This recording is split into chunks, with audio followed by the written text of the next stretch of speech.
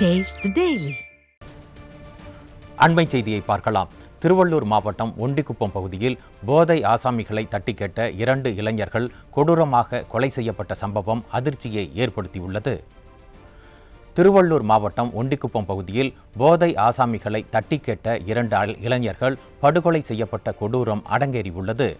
போதை ஆசாமிகளை தட்டி கேட்ட பார்த்திபன், சுகுமார் ஆகியோர் அடித்து கொலை செய்யப்பட்ட நிலையில் மேலும் ஒரு இளைஞர் படுகாயத்துடன் மருத்துவமனையில் அனுமதிக்கப்பட்டுள்ளார்.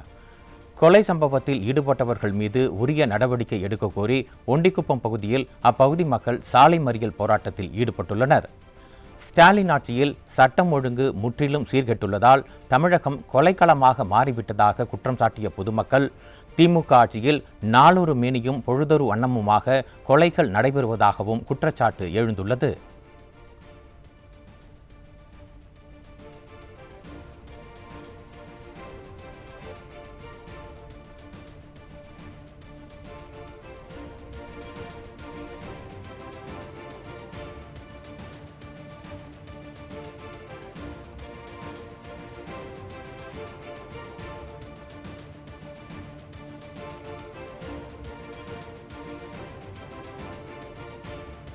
இங்கே என்னன்னா நைட்டு 3 பசங்களை போட்டு 5 பேர் சேர்ந்து அடிச்சிருக்கானுங்க.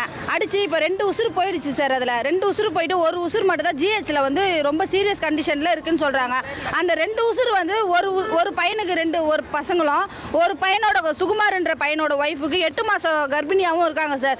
இவனுங்க கஞ்சா அடிச்சுட்டு அந்த 2 உசுரை கொலை பண்ணிட்டானுங்க. இப்போ யார் சார் பதில் சொல்ல முடியும்? அந்த குடும்பத்துக்கு யார் சார் பதில் சொல்ல முடியும்? இங்கே ஃபுல்லாக கஞ்சா தான் சார்.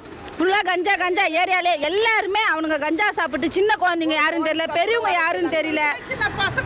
யாருன்னு தெரியல, அக்கா தம்பி தங்கச்சி அண்ணன் தம்பி குழந்தைங்க யாரு, கூட பிறந்தவங்க யாரு, அம்மா யாரு, அப்பா யாருன்னு எதுவுமே தெரியாத கஞ்சா அளப்பாருங்க. ஃபுல்லாக கஞ்சா அளப்பா.